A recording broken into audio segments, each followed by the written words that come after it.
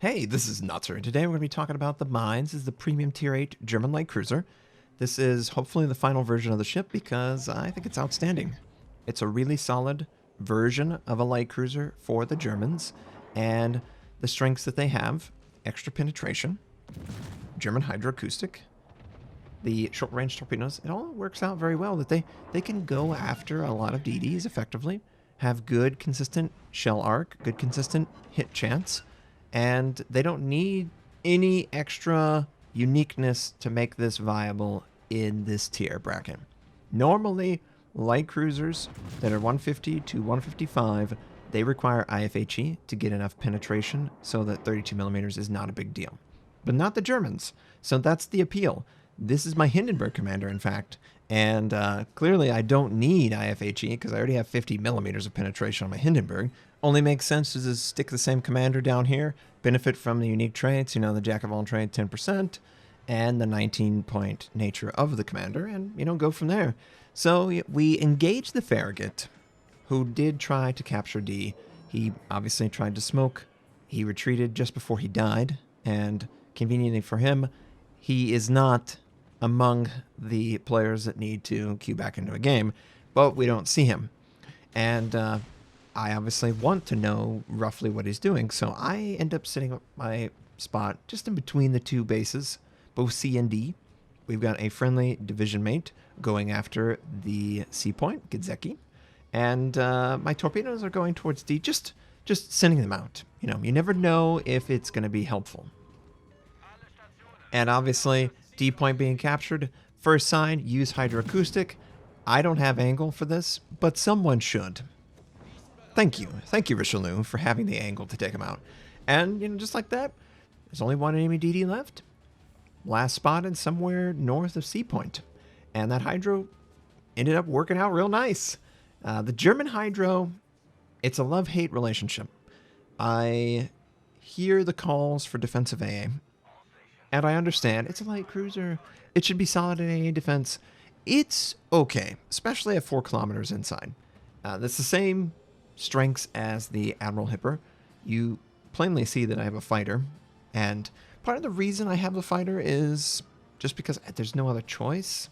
And the shell arc, before they adjusted it, was a little too floaty, so I didn't even feel like I could reach out past even 17.5. So it was an irrelevant choice to try and pick up the scout aircraft if that was the direction I ended up going. I didn't obviously go that. We're the fighter. So, and we have hydro. Now, our teammate was unsuccessful in capturing C point, but that's not going to stop me from trying to help out. So obviously, keep our AA focused towards the enemy aircraft. I'm going to try and fire and benefit from the line of sight blocking nature of these islands. And someone used smoke on the east side, and that's also contributing towards blocking the shot. And we're just going to try and farm some damage. You know, just farm some damage. Maneuverability is pretty solid. Again, this is the Hipper class. You know, everything you heard before, 6-second reload. It has 25 millimeter bow and stern. That is a disappointment for some. But that's not really how you play the ship. You don't want to just stay hull down and hope that the person can't overmatch you. I can get behind the idea that it's German. It should be pretty tanky. And it never really received the tankiness in the heel.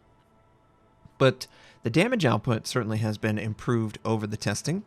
And I think that that is good enough for what you're asking here. We're not trying to be a tier 9 or tier 10 and win games. This is a tier 8. It's trying to offer you something different. It's a Hipper with light cruiser guns. And honestly, I think that's good. You know, I think that that is, in itself, something that's pretty appealing. Now, at this stage of the game, we lost 3 ships. They lost 1. I'm going, okay. Well, what can I do? Obviously, German Hydro on cooldown, because we used him. There's not a lot of people spotting, and there's only one DD left alive, my friendly Gedzeki, the friendly DD, and he's on the other side of the map. So it's a really awkward situation we find ourselves in. We sort of have to make a play by ourselves. Because if we just sit there, we're not going to be able to capture bases, and we're not going to be able to contribute enough. So I brazenly decide to just go outside. Maybe absorb some shots, get people to try and attempt to do damage to me. All the while, they're visible to myself and my teammates. Maybe we can farm some damage and take them out. Now, I did try to switch to AP. I was trying to take advantage of the French cruiser that was broadside, and it didn't work out. By the time the AP actually got there, the angle was too harsh. And I did not expect an Amagi to come over here. This is going to be kind of frustrating because he has 410. He can easily overmatch my bow and stern, so I really have to be like actively maneuvering. And one thing that you'll constantly see with the Germans, their HE damage is not that high. They give up their HE damage for that extra pin baked in. But maintain good angling, locate your shells, get fires. Even if you don't do damage, getting a fire, double fire, is enough, as we've all learned with super high rate of fire ships like the Smolensk, the Colbert, the Harugamo, any and all DDs that love to burn stuff to the ground. We all know this, and he clearly knows it too because he put the second fire out. But I am disengaging and firing in a very, honestly, very safe way. Obviously, the Richelieu is way more important to him than I could ever be. And because of that, we're just going to open up, use all of our guns. This is something that you've got to try and incorporate in your gameplay with the mines in order to get the most out of it. But when you do this, just like all the other ships in the game, where 50% is in the front and 50% is the rear, ooh, nice broadside, you leave yourself vulnerable. And you might have to close that vulnerability in a very short amount of time. Oh, nice. Massachusetts takes them out. But, you know, the fire chance, not too bad. The damage output per shot, yeah. It's pretty suspect. But having IFHE baked in is a really big advantage, and setting plenty of fires so that you don't really miss out on that, it's also very nice too. And now this Bismarck, he does look like he wants to move forward. Don't really know. Oh, friendly torpedo. That's not what we needed, guys. We don't need friendlies torpedoing each other. Oh yeah, and in this position, take note, I actually don't have enough gun range to extend the bloom out so that the Duca would spot me, but I have plenty of range to engage the Bismarck. I just need him spotted. And obviously, one DD, it really limits the potential for spotting. The aircraft carrier, I don't know what side of the map he's focusing on. I think he's focusing on the west side. So there's a lot of unspotted targets on either side, and I'm just trying to wait it out. You know, do a good job of being in a position to take advantage of it. And man, the Bismarck just ignored all of the sides, and I'm kind of ignoring all the signs here. And man, very consistent fires. Very, very, very consistent. Not the damage on the HE, but if he's not immune to fires being set, I pretty much set a new fire every salvo, every other salvo, and that feels really nice. Yep, here we go, another fire being set. And if I was closer or needed to, I could locate the shells. A second fire. It's really enjoyable. It's really enjoyable. I like the tankiness that this has. I like the consistency that the armor seems to bring me. And honestly, the extra rate of fire is a godsend when engaging DDs. And there's plenty of DDs in the queue. I don't know if you guys have played any rank this season. It's tier 10, 8 versus 8, 1 CV is a possibility, 3 battleship.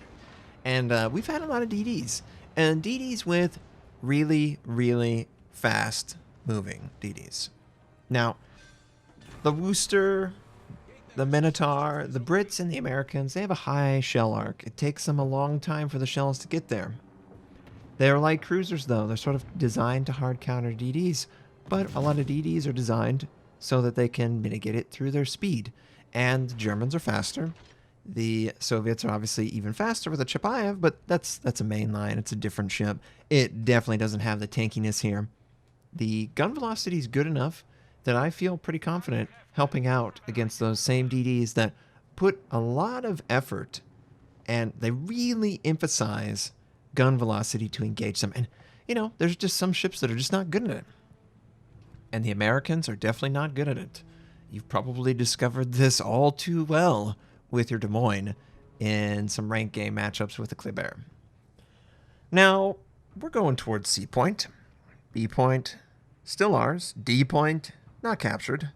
The friendly Akizuki attempting to capture again, and once again we have the enemy aircraft carrier on approach. I asked him during this if he had smoke, and his reply was, it's on cooldown. Okay, well, since it's on cooldown, it's going to make this kind of challenging because, yeah, AP bombs on the Enterprise are garbage, but there's no point in staying if you can't capture it, and all he needs to do is hit you once in order to reset the cap. And I think he's going to do it once again. Actually, he missed. He missed that second one. So now, friendly Gizeki and the Akizuki, he just needs to stay there. He doesn't need to do anything else. Edinburgh can't spot him. Edinburgh is in a pretty good distance. I would say, normally, the high rate of fire nature of the Edinburgh would be something that I would fear, but I have really good gun velocity, and the rate of fire is really nice. So I ended up switching to AP. Don't really know if that was the right call. Probably just going HE, if I'm honest. Are we going to get the kill on this guy? I think we might. Oh, the location. Yes, there we go. Good. He's dead. Good, good, good. The AP is really nice. AP is really nice.